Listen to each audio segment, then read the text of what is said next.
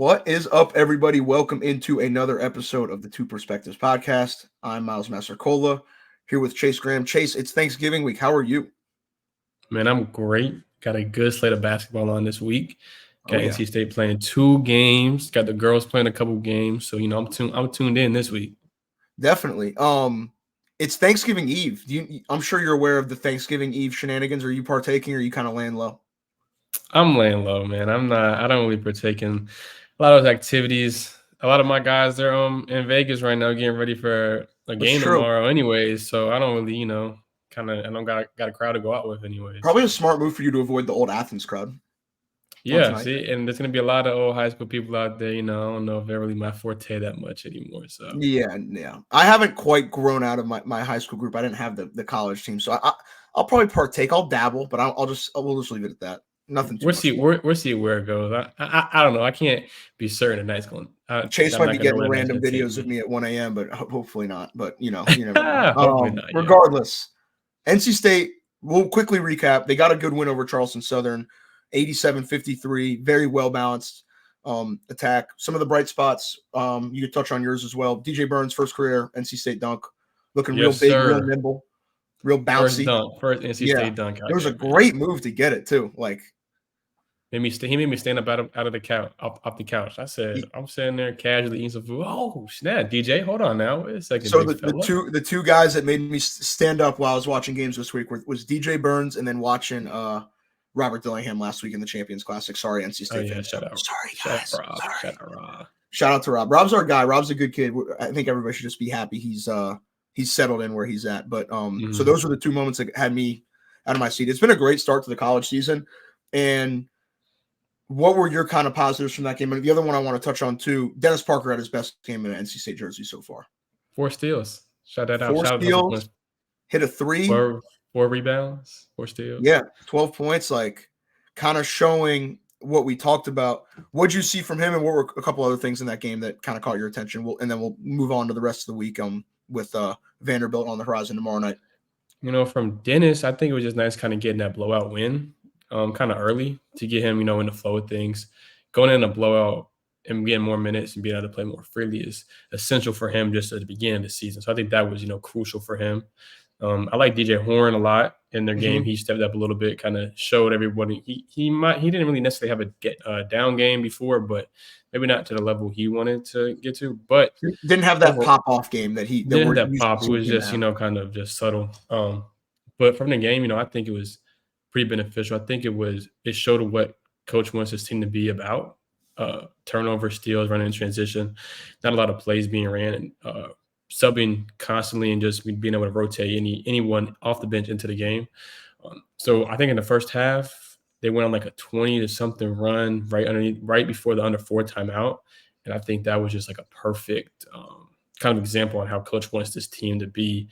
And how they quite frankly need to be if they want to be successful moving forward, turning people over and pressing and getting after everyone. So, yeah, I always say when NC State forces 10 or more live ball turnovers in a game, you can almost guarantee they're going to win.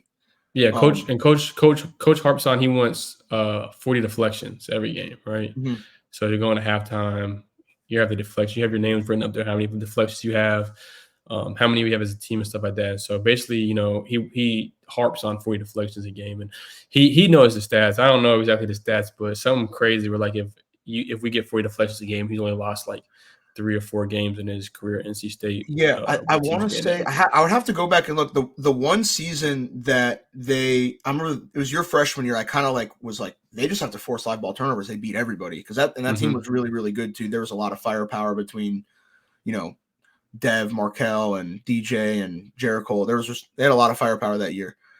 I think there were 7 games where they had 10 or more. They forced 10 or more live ball turnovers, and they either went 7-0 or 6-1. So it's crazy because that team wasn't even really a defensive minded team. That's what the crazy part about it was. Y'all would give up baskets, but you would force turnovers that year. And I actually feel like this team's defensive ceiling is higher than that one's. But at the same time, they can get after it and apply that pressure, kind of like what we saw with Marquette, Kansas last night, what they were able to do. And then, so yeah, that is a really, really big thing for them. And I want to mention this too, and this goes back to your playing experience with grassroots travel ball in high school. When you have a deep team and you know that you're going to go out there for 4 to 6 minutes and you could just empty the tank and you know someone is going to be able to get you a break, how much security do you have in just the fact that I know I can go out and go pin my ears back and play super hard for this shift? I guess it's kind of like a hockey term. Like, how much does that help a team knowing that there's reinforcements ready to go? I think it's really beneficial. I think it's really beneficial for the players coming off the bench as well. I know, like, Breon and all them, they need to know when they come in, they can give you that 4-minute spurt and you can earn more minutes. Is that me? I think so. I don't think it's me. It's fine though. Can we cut this or no? Yeah, we'll pause it. Man, he can just ask the question over again. Yeah. Corey will have to figure out how to cut it. So. Yeah, that's not our problem. That's not our problem. All right. We're back. So yeah, for your experience playing, throughout your career, how valuable is it knowing you're on a deep team and you can go out there and play your 4 to 8 minute stretch or however long you're out there and play super, super hard, empty the tank, and then refill it, and you have a more than capable body coming in to alleviate you? Yeah, for sure. I think it's super beneficial, especially for the bench players, people come off the bench, just because they know they can come in and give it their all for the 4 to 6 minutes and possibly earn more playing time, be an impact, not coming in with the same energy. I know coach also really harps on if you're playing well and you tell coach, you need a break, he'll sub you at the game. And as soon as you tell him you're ready to go back in, he'll get you back in the game. Right. So, to me, that's a win-win situation as long as you can go out there and compete, because, you're going to make the mistakes and everything. But if you know that you can go out there for 3 or 4 minutes and play hard, and if you're really about winning, knowing that you have that person behind you that's going to come and do the same thing, it's pretty beneficial in my opinion. Yeah, no, you're completely correct. It's so valuable, and I think we see deeper teams like the guys, they don't have it in the back of their mind, like how am I going to feel at the under 8? How am I going to feel if we get, I get in foul trouble? Like, you can just go out and play really, really hard. And I think that's a luxury that this NC State team is going to have probably more so than maybe the teams of the last couple of years. So at least if everyone's able to stay healthy. And I know Kevin talked about MJ, potentially coming back at some point here. So that would just add another capable body into the frame once they're able to get him back into form, assuming he does come back. Which we all hope to see. Thanksgiving week, NC State has Vanderbilt in Vegas. I want to quickly ask you before we break this game down, these little MTE trips, what was the bubble at the Mohegan Sun like in the fall of 2020? And was the bubble effective? I already know the answer. Okay, well, some people don't really understand what the COVID life was like for Division I athletes, when nobody else on the planet is traveling and you guys are constantly traveling. Yeah, nobody's traveling. So we go to Mohegan Sun up in Connecticut. Big casino resort for those who don't know. Huge casino resort, and looking back on it, it was damn near empty up there. And obviously you get on the plane, masked up, yada yada yada. When you get to Mohegan Sun, you get off the bus. And we're going to the back of the hotel. Like, we never went down like the main elevators. We go to the back of the hotel, and they have these little monitors up that's reading your temperature as you're going through the hallways, right? So as soon as you get in, you go and you take a COVID test. We got there at night. We got there probably like 4 or 5. We got to quarantine your room. So when we get there, I think it's probably like. And do you have a roommate, or everyone has their own room? Yeah, you had a roommate. And your roommates, for the most part, were your roommates at home, just so everything kind of stayed, the same. So you didn't, if you got COVID, you didn't infect another room. So you get there, you take your COVID test, you get locked in a room, and they give you they gave you dinner, and dinner was like a cold turkey and cheese or ham and cheese, like minor league hockey soggy sandwiches, wrapped up cold, like hard, an apple, a cookie, and some chips, right? And I don't think anyone really ate those. So then you get like a 9 to 10 o'clock snack. Same thing. It was the same meal, except they called it our snack. So it's like bad hospital food. Bad hospital food, right? So then you get your results back that night. Everyone comes back negative. Next morning, I think we got there the day before or something like that. Next morning we get there, or we go down, practice, and do some more COVID tests. same deal. Go practice, whatever. At this point, you're not necessarily quarantined, but you're not really allowed to leave your room unless it's for team activity. Luckily for us, a couple of us had connecting rooms, and some of us during COVID, you brought your game systems a lot just because you couldn't be in the room. COVID gaming was. We could do a whole podcast on the glory days of COVID gaming. Right. So we do that, go through all that.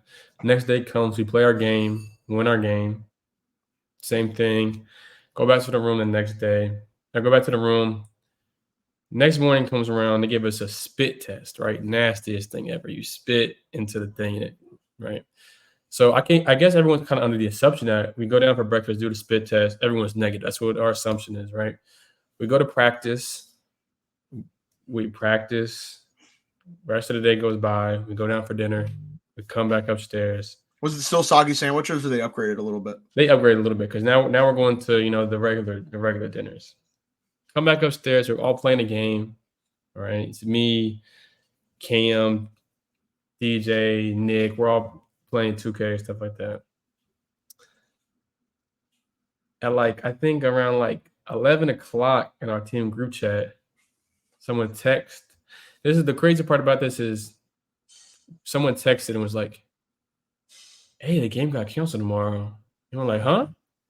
We find out via Twitter from John, how you say his last name, Rosenstein? John Rothstein, one of the greatest guys that is in my business. Yeah. This how the whole team finds out. It says NC State versus, I forgot who we're playing, game has been canceled due to COVID-19 within NC State's camp.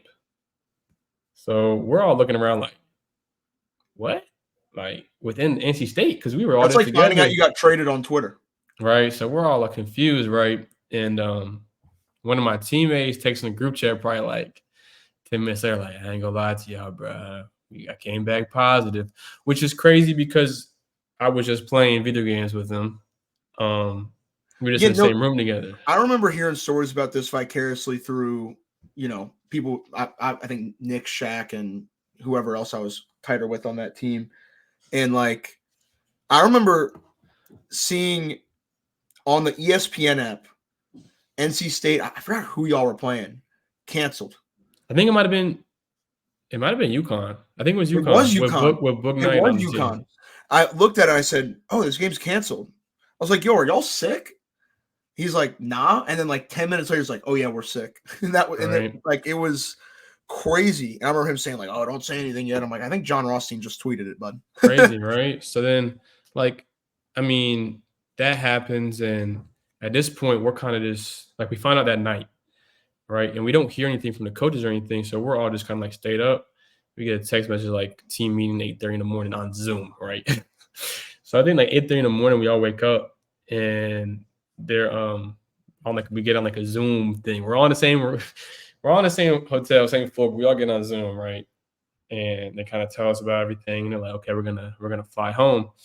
And one of the guys actually caught COVID down there in Connecticut, had to get a car service to drive him back from Connecticut to Raleigh. Sat in the car for 13 hours with 2 masks on, hood on, in the car for however long it took to drive from Connecticut to Raleigh. Right? Oh, that's brutal. I think we all loaded up on a plane, got up out of there. And then I think 4 or 5 of us, including me, ended up having COVID from that trip. So I think it was crazy that was Bubbleville. And in Bubbleville, our team got shut down for, I think, a week or 2 or something. Something crazy. So what you're telling me is, 1, COVID sucked. 2, yes, the bubble didn't work. Shocking. Not at all did it work. Not at all. I mean, and that was it. Just looking back on it, it had potential to be a great fun trip, right? Oh no, it's you and it's you and all your friends and a bunch of other guys just like you from around the country locked in a casino resort. I mean, there's worse places you could be. Right. And it just turned into man, I was probably actually not I don't really think about that much. That was probably one of the worst trips that we ended up taking throughout my career at NC State. So, It's pretty crazy. The COVID, all that stuff is crazy. I like to tell people a lot that they don't really talk about the basketball team and COVID and how that affected the basketball team. Not to diminish any sports like baseball and football that had stuff canceled, but we got our season shut down in the ACC tournament about to go to the NCAA tournament. And I think that at that time, COVID was such a major thing going on in the world where everyone got shut down that there wasn't any attention drawn to basketball in the sports world. No, it was an afterthought for basically everybody other than guys like you and me. Right. So I'll tell the story real fast about how our season got shut down for COVID, because I know a lot of people out there don't know how it went with basketball, right? Yeah. So we go to the ACC tournament. We were I think we're like the 7 seed or something like that. So this was the first ACC tournament game I covered, and y'all blasted Pitt. I remember Devin crazy. Mm-hmm. So it was one of those games. Let me say something real quick. I'll let you finish. You'll laugh at this. I'm recording an interview like this on my phone with Braxton Beverly after the game. Uh-huh. I get the little push notification from the March Madness app. There will be no fans at March Madness this year. Right. 10 minutes later, I sit down with Corey. I tell Braxton, I'm like, yo, there's no fans. He's like, what? I'm like, between me and you, I don't think this shit's going to happen. Excuse my language. And then I go to sit down on the floor with Corey between sessions to do a pod. I'm a student at this point at UNC Charlotte. I get an email, all classes are canceled for the next 2 weeks.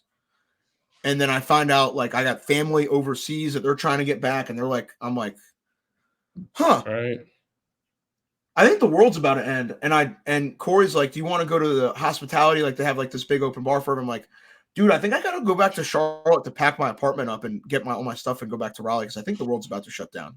And I just had this weird feeling. And then the next morning, Patrick Williams is holding a trophy for Florida State, getting the de facto ACC tournament. But yeah, go ahead. That was my perspective of it. So this turned from a Thanksgiving podcast to a COVID reminiscent, but it's fine. These are good stories. Yeah. Right. So we played Pittsburgh. It's kind of one of those games where we were kind of on the bubble, kind of already in, but it was like if you win this ACC tournament game, you're solidified in, right? One of those kind of deals. Yeah. So you guys secured your spot by beating them the way you did. Mm-hmm. We win that game, about to play Duke next game, so we're all lit. I think we lost to Duke at Duke a little bit and then blasted Duke at home, so we're excited to get to play that game. Go in the locker room, celebrate, whatever. I go out to see the fans and family, and I get that alert on my phone. Right, as I'm walking out the tournament, no fans in the tournament, no fans for the March Madness. So we're all looking like, oh snap! Actually, KJ Keith was on the team yet, so I showed him KJ, look at this, bro. There's no fans, right? I'm like, yo, what's going on? Get on the bus. As I get on the bus, I get the alert from NC State. Spring break extended a week. We're all lit because we never get a spring break, so we're all excited. Okay, well when we get back, we're gonna have a week off, right? So we get back to the hotel. We go through dinner.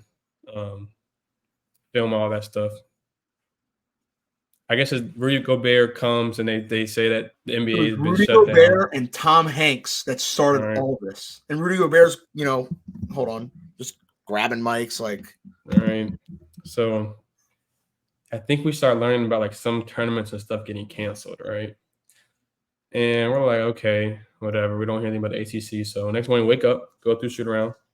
Our walk through, go through breakfast, and we played Duke next. And there was rumblings going on that Duke didn't want to play in the ACC tournament. There was rumblings, right? I'm gonna just go ahead and air the business out, right? Yeah, and I'll tell you one thing's for sure: it had nothing to do with any of the players on that Duke team. They were like, "Let's hoop." So yeah. Right. So there was some rumblings that over down in Durham that they didn't want to play in the ACC tournament because of this COVID stuff. The smart cousin of the ACC said, "Nah, I think this is a little serious." All right, so we're kind of like, dang, we're trying to play, So Florida State goes out. They had the first game of the day. We're the second game of the day. And we're in our hotel rooms. And all of a sudden, everyone brings us our jerseys. I think we had to go down for film right before we left for the game, probably in 20 minutes. They hand us our jerseys, run the room. All of a sudden, ACC, we get the alert on ESPN. We're all watching ESPN. ACC tournament canceled. Right, so we all go out to the hallway. We're like, yo, what's going on?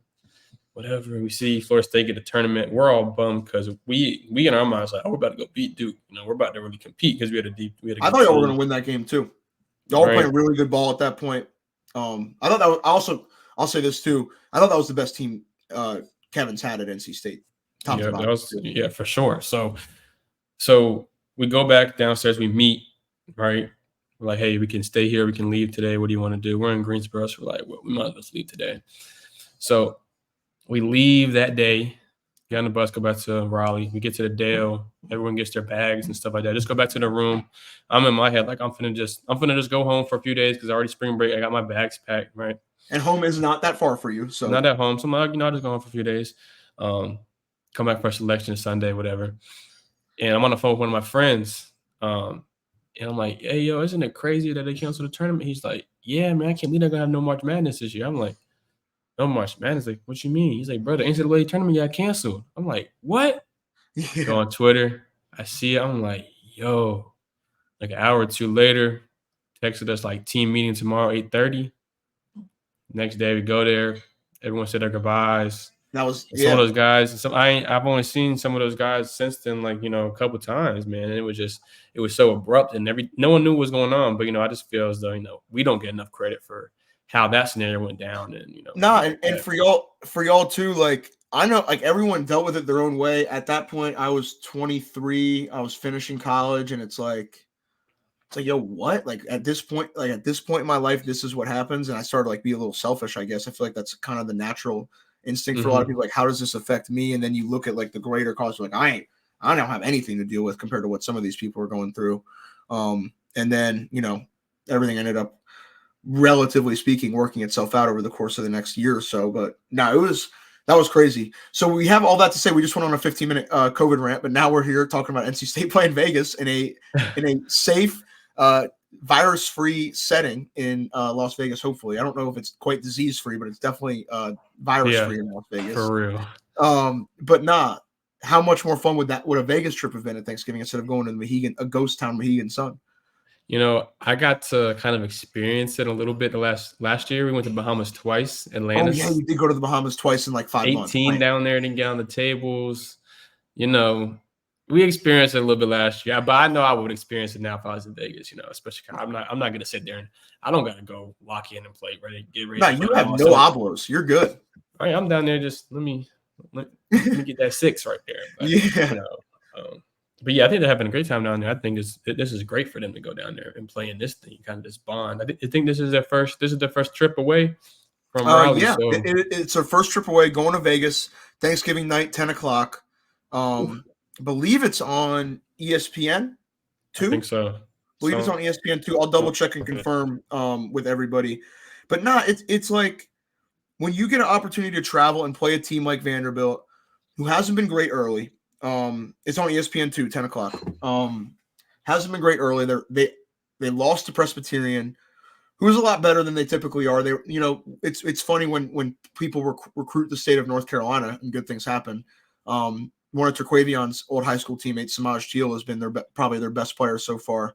Jamari Harvey, another one, used to play with Shaquille Moore in high school. They're leading the charge down there. They're playing really well, and they get them in their first game. Then they play a really close game with UNCG, who beat Arkansas, who's a really good team.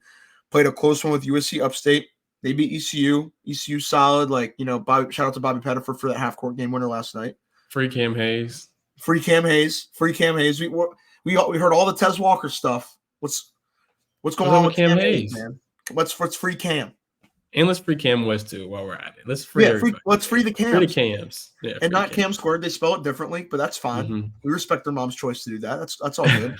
But like this Vanderbilt team is not playing well right now. They have some talent. Jerry Stackhouse runs a lot of really complicated and intricate sets. We saw NC State beat this team last year at Vanderbilt, I believe, that might have been a neutral site game. So I think that was actually in Chicago. Yeah. And so you have an opportunity to get a high major win on your resume, but this feels like, and we talked about this prickly before, this is one of those classic, this is one of those net system. You really got to win this game, but so help me God, if you lose this basketball game, you are going to regret it for 3.5 months from now. So what's it when you're in a locker room when you, and Kevin is always saying, and he has to say this, and I get it.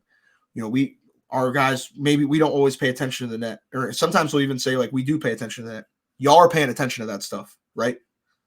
Yeah. I mean, I know early in the season, you're not necessarily paying as close attention to it as you are towards February. But this game is kind of one of those games. It's kind of like you win the game, as cool. Pat on You the win the back. Good job. game, right? You lose Yeah. the game, questions start circulating. I know that the net and all that's it's bad because they lost to Presbyterian, right? So Exactly, and that's the thing. Like Vanderbilt could go in and upset an Alabama or an Auburn or Texas A&M and boost their net ranking tremendously. Exactly. So I think all that's kind of messed up. I mean, you go into the game kind of just, in my personal opinion, I get hyped up anytime you play another Power 5 team, right? Especially out of conference, just because it's like one of those things where it's like, You only seeing get to NC do it a State. handful of times a year. Yeah, you see NC State versus Vanderbilt, NC State versus Ole Miss, NC State versus Tennessee.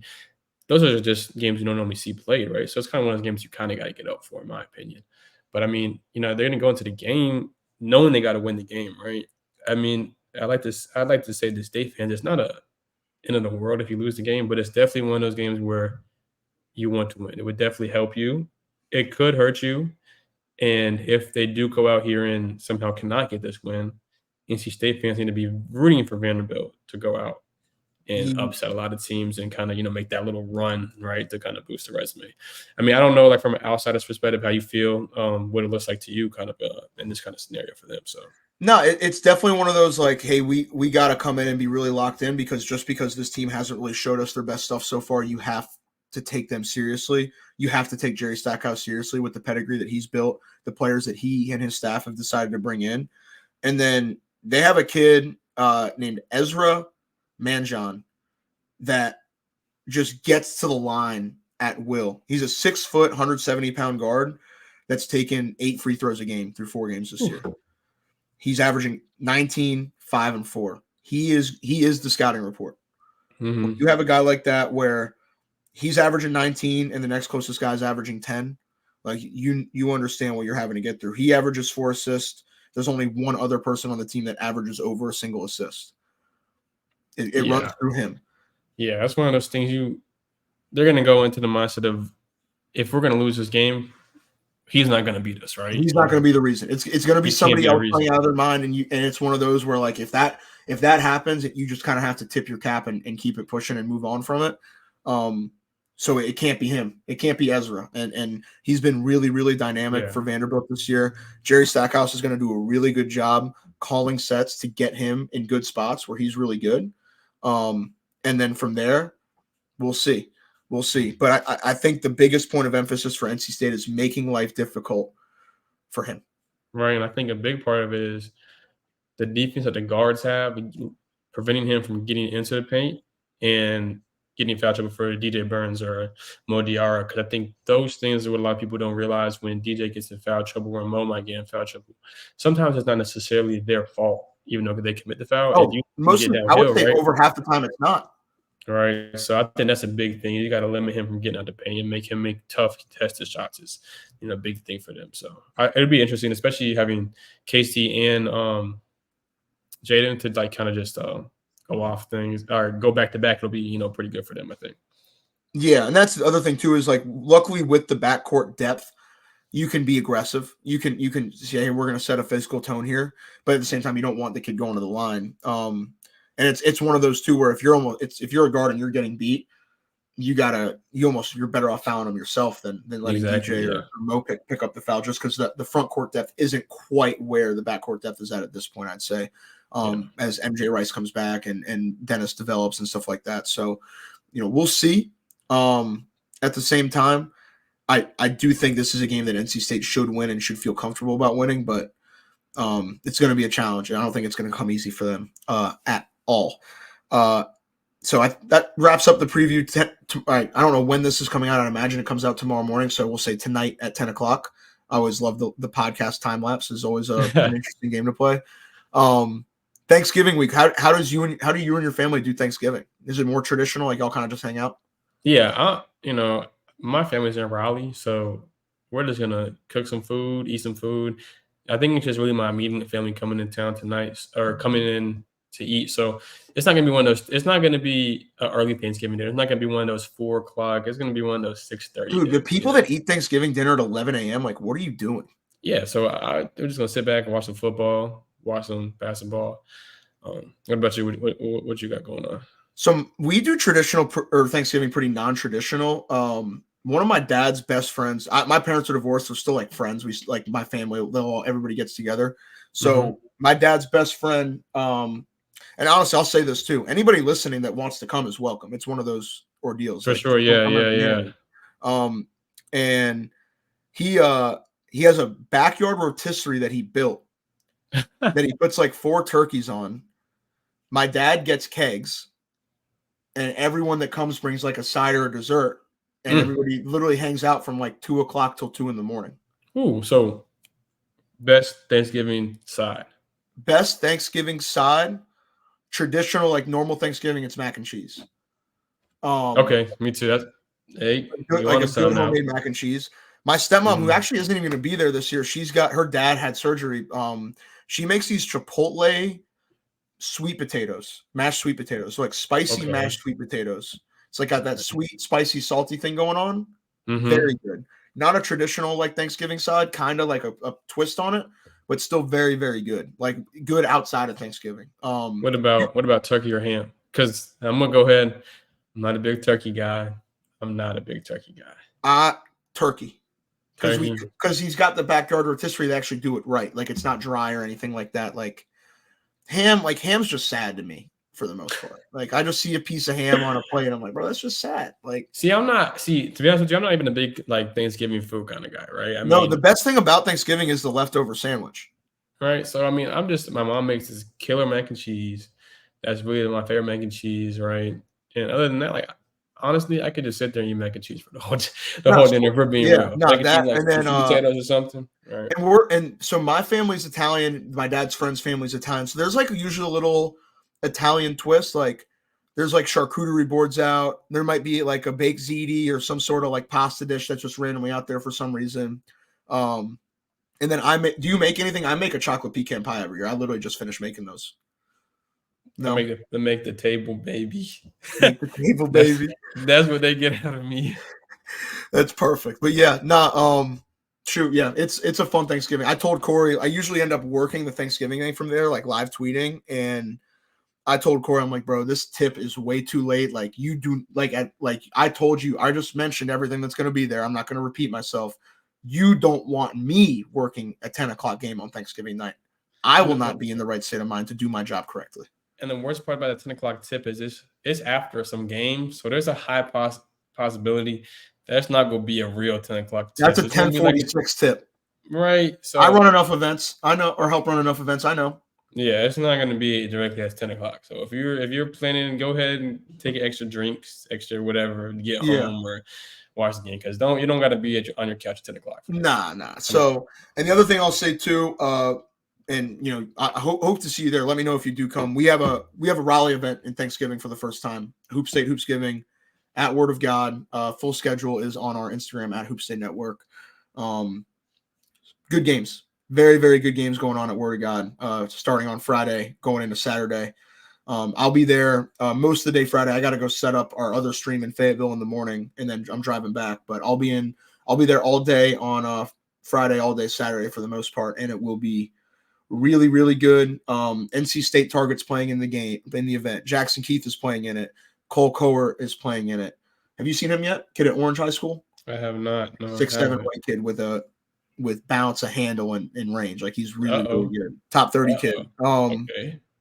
And then Nate Ament from Virginia is coming down and playing in it. He's got a state offer, a Duke offer. I think the highest ranked player playing in it is Jaden Quaintance. He's going to Kentucky. Gosh, so if y'all want to see some NC State targets, man, y'all shout out to Hoops Day and go watch some hoops this week. Definitely. I wish we had you in high school a little more because we started it right as you were wrapping up. Yeah, you started it the year after I was done. My team was done. So. It is what it is. But man, I think that's about it. We appreciate you guys listening, and be sure to subscribe, Apple, on Spotify, on YouTube, all that good stuff. And you have anything else for them, Chase? Or are we good? I don't. Happy Thanksgiving, everyone out there watching. Thanks for watching. Happy Thanksgiving. Thankful for y'all. We'll see y'all soon.